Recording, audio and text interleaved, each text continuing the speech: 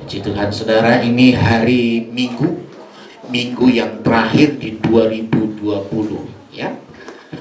Mudah-mudahan apa yang coba kita renung dengar lewat firman Allah ya, yang menjadi fondasi, yang menjadi landasan kita untuk kita bisa melangkah di 2021 ini ya. Doa saya tetap kita sehat. Amen. Ya, tetap kita kuat, tetap jaga kesehatan, jaga segala sesuatu. Puji nama Tuhan. Saudara, saya ada di kitab Matius yang pertama. Saya mau sampaikan ada beberapa hal di sini, saudara. Karena ini masih berhubungan dengan lahirnya Yesus ya. Karena ini sudah berulang kali saya sampaikan ini kepada jemaat. Matius yang pertama ini dari ayat yang pertama sampai ayatnya yang ke-17, saudara. Dari ayat pertama sampai ayat 17 itu di silsilahnya Tuhan Yesus ada 4 perempuan.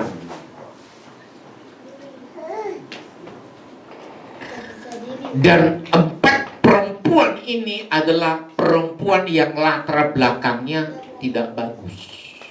Pertanyaannya, kenapa sampai ditaruh ini di dalam silsilahnya Tuhan Yesus? Kalau saudara perhatikan ada 4, yang pertama di sana ada namanya Tamar. Yang kedua ada namanya Rahab.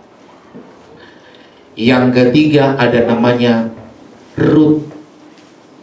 Yang keempat ada namanya istrinya Uria. Saudara tahu siapa istrinya Uria, saudara? Namanya si Batseba. Dari 4, nah saya coba ingin renung begini. Saya mau katakan begini, saudara. Coba renung baik-baik. Kalau mereka yang memiliki latar belakang yang tidak bagus dipakai oleh Tuhan, saya tarik ke diri saya, apatah lagi saudara dan saya seharusnya harus lebih dipakai sama Tuhan. Haleluya. Saya sudah belajar tentang siapa itu pengikut, siapa itu murid. Kalau pengikut itu di belakang, kalau murid itu selalu bersama-sama dengan guru, itu murid.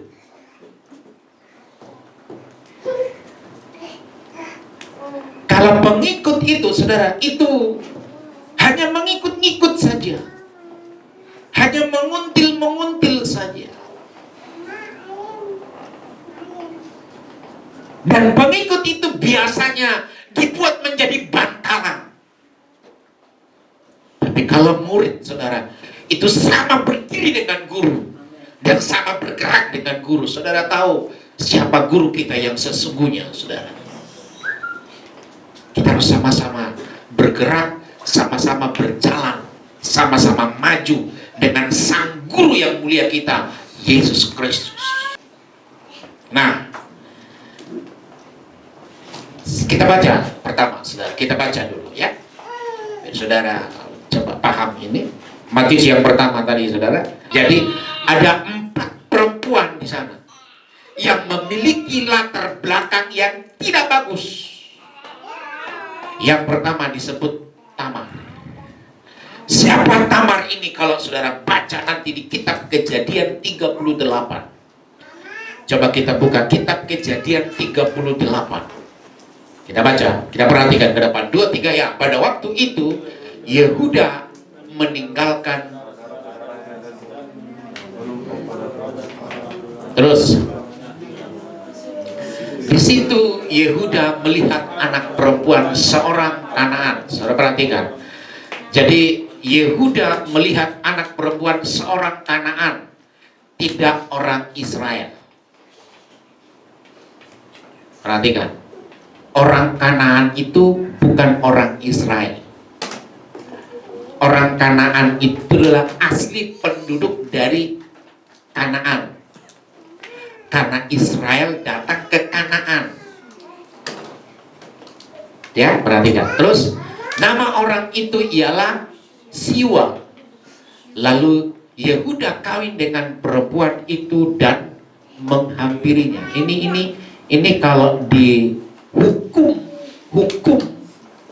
kalau nanti saya pelajari, saudara, Yehuda itu adalah anak dari Yakub. Yakub punya bapak namanya siapa, saudara? Yakub punya bapak namanya siapa? Ishak. Ishak punya bapak namanya Abraham. Ketika Ishak besar, Abraham menyuruh bujannya yang nama Eliezer pergi ke Mesopotamia. Karena ini sebuah aturan yang harus diperhatikan baik. Saya harap saudara pemuda-pemudi dengar baik-baik ini. Kalau engkau ingin diberkati Tuhan, kalau engkau ingin, karena pernikahan yang benar di mata Allah adalah pernikahan yang satu iman. Ini standar yang Allah pakai. Dan ini diterapkan oleh Abraham. Sehingga ketika Ishak besar, Abraham suruh Eliezer pergi ke kampung orang tuanya dulu. Karena dia tidak mau mengambil istri buat Ishak dari bangsa yang lain. Ini sebuah nilai yang harus kita renungkan. Bahkan sampai sekarang pun Paulus coba menerangkan antara gelap dan terang tidak ada pertemuan. Jadi kalau saudara ingin berumah tangga, carilah orang-orang yang terang sesama di dalam Yesus. Nah, perhatikan di ayat pertama dari kitab Kejadian yang ketiga, biar kita ngerti, saudara, kenapa Yehuda ini sudah mengerti sistem dan hukum yang harus diterapkan dalam hidupnya, tapi dia mencari orang Kanaan. Nah, kalau saya pelajari, inilah cikal bakal. Ayat 3. Perempuan itu mengandung lalu melahirkan seorang anak laki-laki dan menamai itu siapa, saudara? Er. Sesudah itu perempuan itu mengandung lagi lalu melahirkan seorang anak laki-laki dan menamai anak itu siapa, saudara? Onan. Kemudian perempuan itu melahirkan seorang anak laki-laki sekali lagi dan menamai anak itu siapa, saudara? Sela. Yehuda sedang berada di Gesit ketika anak itu dilahirkan. Perhatikan, biar kita ngerti nanti kisah ini. Sesudah itu Yehuda mengambil bagi Er anak sulungnya seorang istri yang bernama siapa, saudara? Si Tamar. Jadi yang menjodohin buat anaknya itu siapa tadi itu? Siapa yang jodohin, saudara? Yehuda.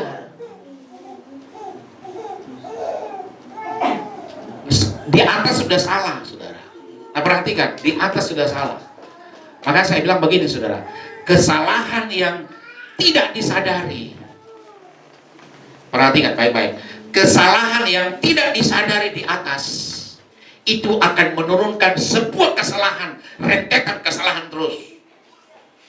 Dan konsekuensi dari rentetan kesalahan itu pasti, karena Allah kita adalah Allah yang adil. Gak bisa dibohongin, Tuhan gak bisa dibohongin, saudara. Bagaimana caranya untuk memutuskan rentetan kesalahan ini? Bertobat kembali kepada Allah. Saya pelajari begini, saudara. Yunus, Tuhan suruh Yunus. Tapi ketika disuruh Yunus, saudara, hatinya sudah salah di mata Tuhan. Hati salah, kelakuan salah, tindakan salah. Apa yang terjadi, saudara? Dia harus masuk ke perut ikan. Hanya satu jawabannya untuk Allah berkemuran lagi. Yunus harus bertobat. Kalau tidak, dia harus menjadi rentetan terus kesalahan. Ingat baik-baik ini, saudara. Karena setan kadang-kadang lebih pintar dari manusia. Kadang-kadang kita suka diiming-imingi sama setan.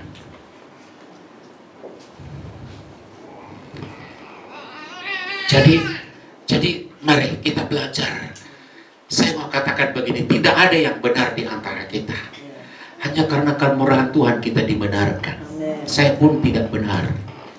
Saya pun kemurahan Tuhan saya bisa berdiri di tempat ini. Ayat 7. Tetapi anak sulung Yehuda itu adalah, sudah jahat. Jadi dari atas sudah jahat, itu menurunkan jahat. Bisa ngerti nggak ini saudara? Jawabannya kembali ke Tuhan itu doang. Nggak ada alasan lain. Kalau kita salah, kita berdosa, kembali ke Tuhan itu doang. Ayat yang ke-7. Tetapi anak sulung Yehuda itu adalah jahat di mata Tuhan, maka Tuhan membunuh dia. Nah ini sadis nih saudara. Sebenarnya bukan Tuhan membunuh, cuman konsekuensi dari sebuah kejahatan yang salah. Halo? Bukannya Tuhan tidak memberkati kita, bukannya Tuhan mau memberkati, tapi konsekuensi. Jadi ada penghalang untuk berkat Allah itu dalam hidup kita. Hanya satu obatnya, kembali kita kepada Tuhan. Itu saja, simpel saudara. Nggak capek-capek saudara. Cuman memang kalau datang sama Tuhan ya kita harus bayar harga. Kasih waktu, kasih pikiran, kasih perhatian, kasih segala sesuatu, konsentrasi kita untuk Tuhan. Haleluya, haleluya ini saudara. 8. Lalu berkatalah Yehuda kepada Onan, ambillah istri kakakmu itu, kawinilah dengan dia sebagai ganti kakakmu, dan bangkitlah keturunan bagi kakak. Tapi Onan tahu bahwa bukan ia yang punya keturunan nanti. Sebab itu setiap kali menghampiri istri kakaknya itu, ia membiarkan maninya terbuang supaya ia jangan memberi keturunan kepada kakaknya. Sudah, akar jahat kembali jahat, kembali jahat. Onan jahat di mata Allah. Suami istri, salahnya di mana saudara? Ini suami istri ya, saya mengingatkan suami istri. Ada niat kotor di hatinya si Onan tadi. Dia berkata, gua nggak mau. Saya nggak mau kasih keturunan ke si Tamar ini. Kalau nanti dia punya keturunan, dialah yang punya warisan. Kan kira-kira begitu, jelek jahat. Maka saudara, jahat otak begitu. Nggak boleh. Nah ini di mata Tuhan jahat ini saudara. Bukan masalah membuang maninya ketika dia berhubungan dengan istrinya. Tidak. Karena niat di hatinya sudah jahat dengan Tuhan. Apa yang terjadi saudara? Ayat 10. Tapi yang dilakukan itu adalah jahat di mata Tuhan. Maka Tuhan juga membunuh si Onan. Saudara perhatikan. Yehuda kawin dengan orang kanan salah. Punya anak 3 laki-laki namanya Onan dan Shelah. Tapi karena Shelah, ini si Tamar ini namanya makan suami ini ya. Ini perempuan makan suami ya. Jadi si Yehuda bilang begini sama si Tamar, mantunya ini, ya udah, kamu pulang kampung dah. Daripada mungkin dia nggak enak kali ikut-ikut mertuanya di sini, mungkin nggak bagus atau bagaimana, nggak ngerti lah, ya kan? Udah kamu pulang kampung, kamu pulang ke rumah bapak kamu. Biar kamu tunggu-tunggu juga adiknya si Onan ini, si Shelah namanya, belum. Mungkin masih kecil kali waktu itu ya kan? Ya udah, si Tamar pergi. Kan gitu tuh saudara. Tamar pergi. Entah bagaimana, meninggallah istrinya si Yehuda. Jadi dudalah si Yehuda.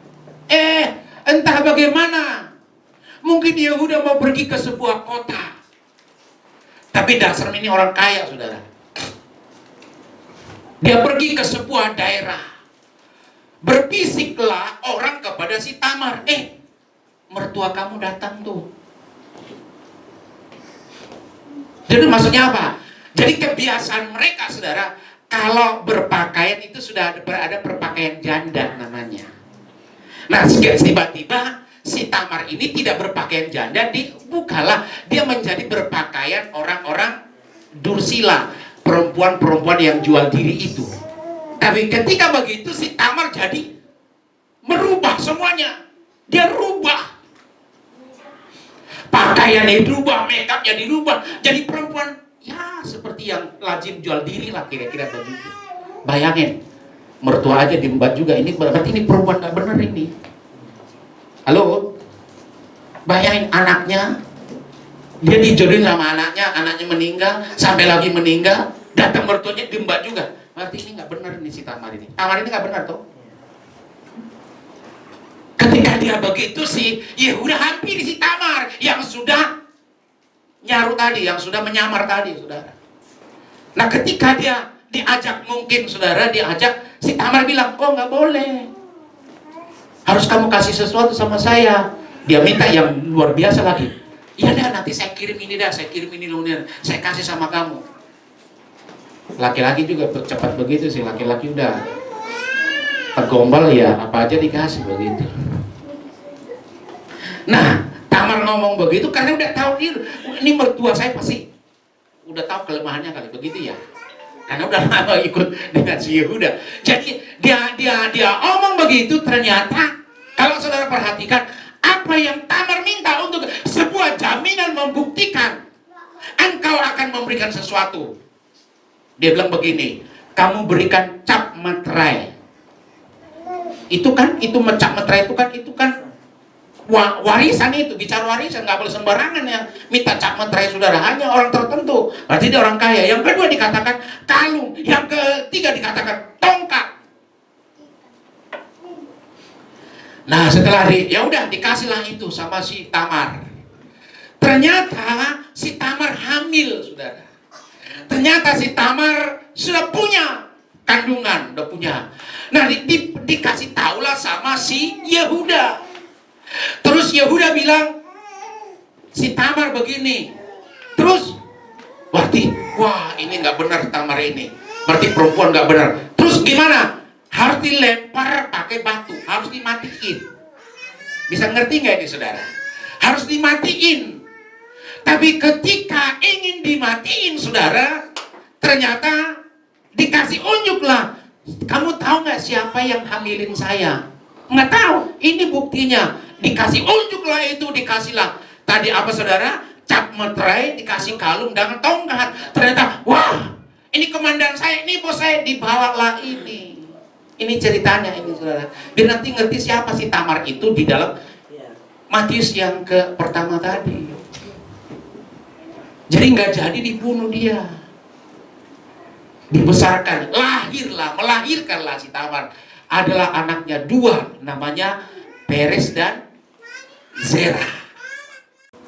Coba Matius yang ke pertama saudara, coba perhatikan ya. Dari Tamar memperanakan Hesron memperanakan Ram memperanakan Abinadab memperanakan Nahason memperanakan Salmon memperanakan Boas dari Rahab. Boas memperanakan Obed dari Rut. Obed memperanakan Isai memperanakan Raja Daud memperanakan Salomo dari istri Uria. Jadi Salomo itu anaknya istri Uria. Siapa namanya? Batseba. Tapi saudara perhatikan, siapa Salomo? Dipakai Allah, dahsyat. Dalam kepemimpinan Salomo membangun bait Allah yang amat luar biasa itu. Jadi yang pertama dikatakan Tamar. Ada nilai apa yang coba kita pelajari dari seorang Tamar ini? Coba kita merenung saudara ya. Saya coba nangkap beberapa hal, ada nilai-nilai yang secara rohani yang saya petik. Secara rohani saya petik begini. Dia kenal Yehuda, dia tahu siapa Yehuda. Dia adalah anak Allah. Kira-kira orang percaya. Sama dengan nanti Rut, saudara. Kalau nanti kita pelajari tentang Rut, padahal Naomi sudah bilang sama Rut, kamu pulang saja. Tapi Rut tidak mau. Itu sebabnya sampai Rut nanti dijodohkan dengan Boas. Dan dari hubungan ini lahirlah nanti Salmon, Isai, Daud.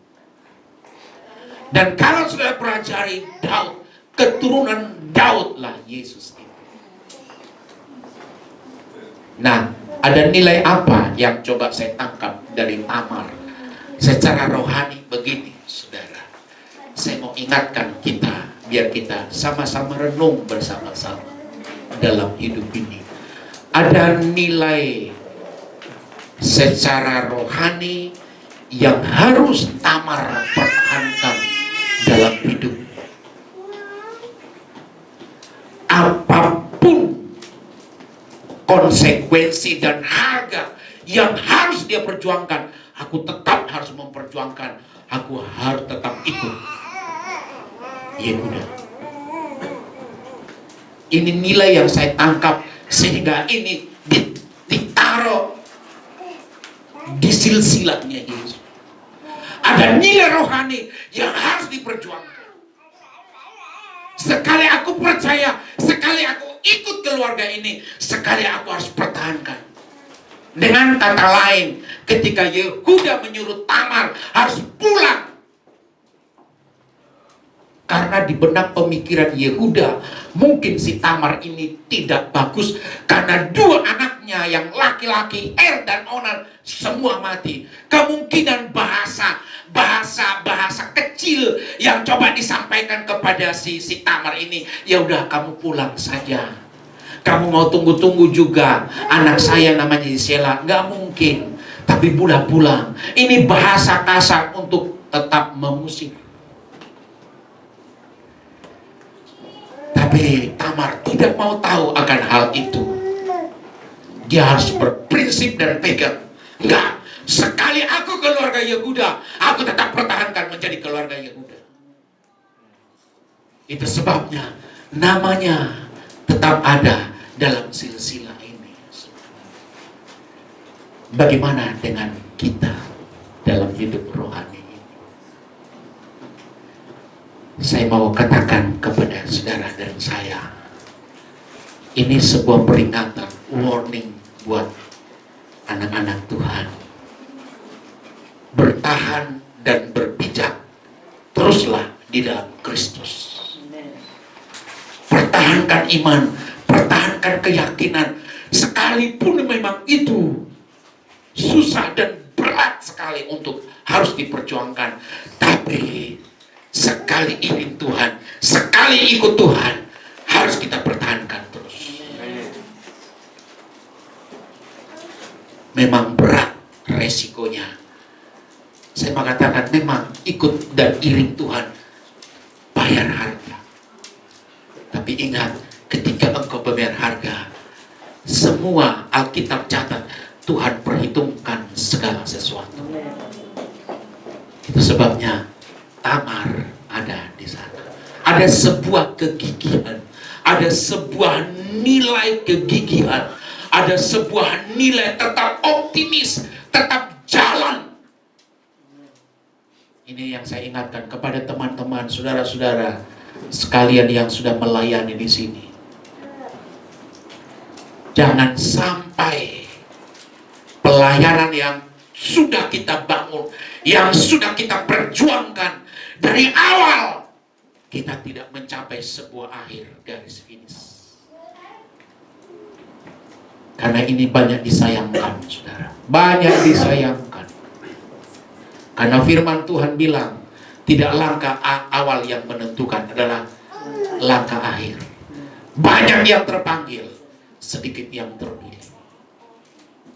Mudah-mudahan kita yang sudah hadir di pagi hari yang berbahagia ini menjadi anak-anak pilihan Allah, yang sudah berjuang, yang sudah banyak berkorban, tetap memperjuangkan semangat dan gairah sampai kita akhiri 2020 ini.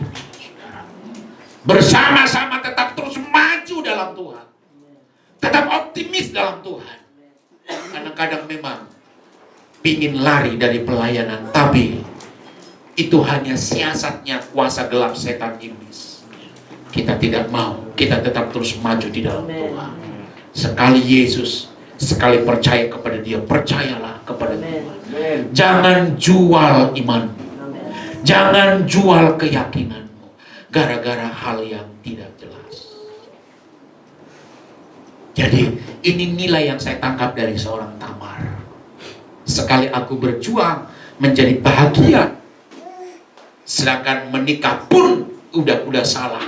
Sama dengan Ruth, saudara. Ruth juga orang Moab. Itu tidak diizinkan, tidak boleh terjadi.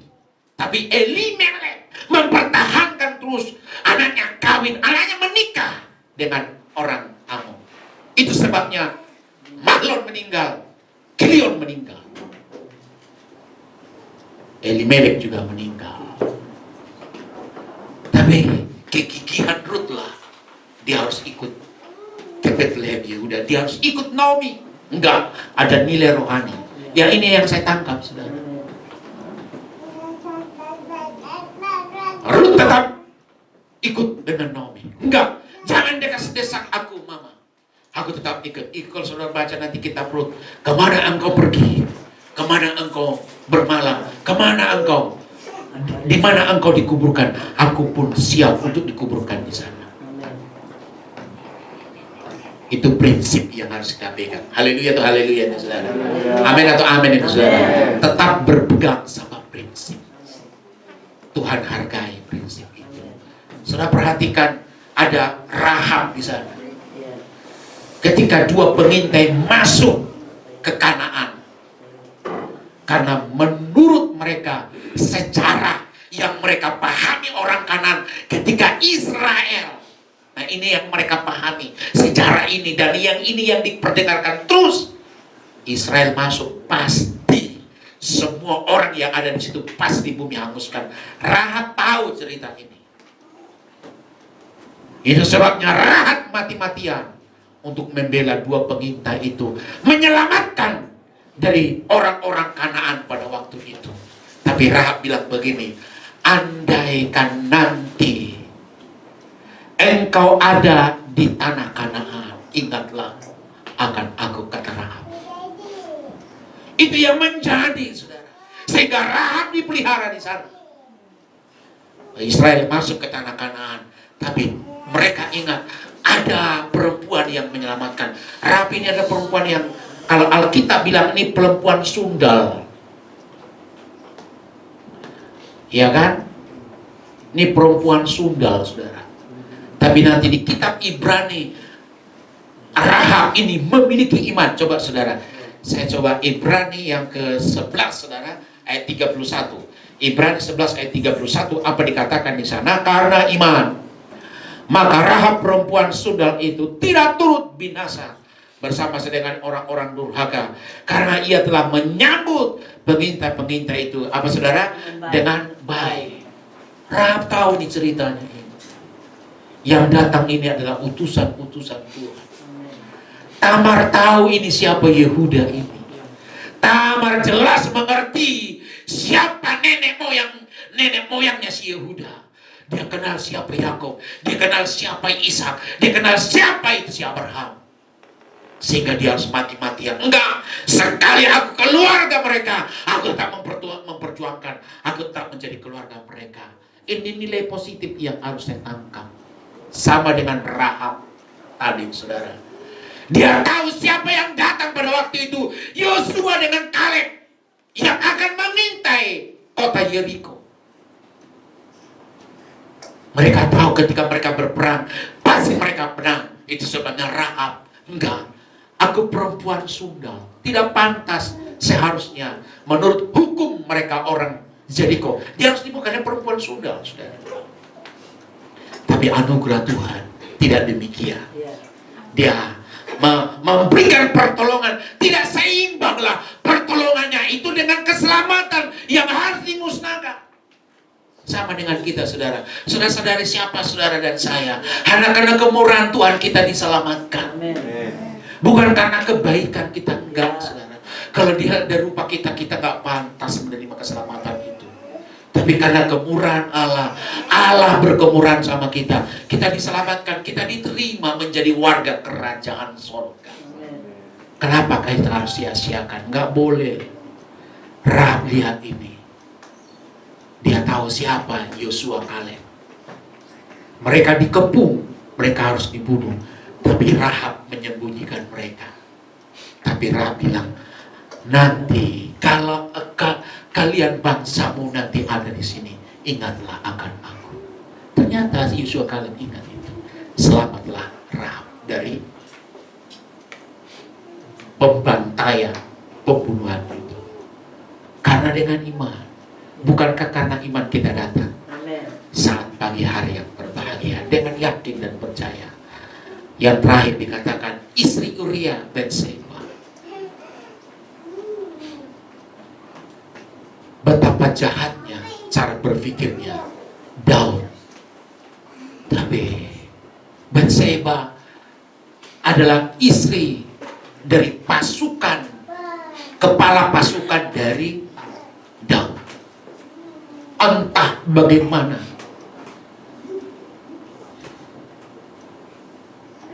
Uria harus dibunuh untuk mendapatkan Batseba, saudara. Lahir. Itu sebabnya nanti Uria Batseba punya anak namanya Salomo.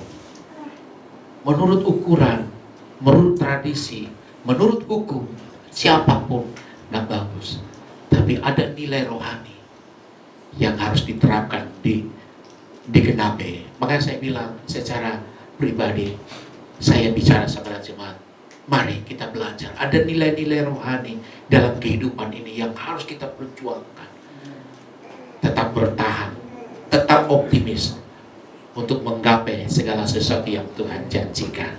Itu saja yang bisa aku sampaikan sebagai renungan di minggu-minggu terakhir 2020 ini. Kiranya Tuhan memberkati, Tuhan menolong kita sekalian. Haleluya, haleluya. Amin.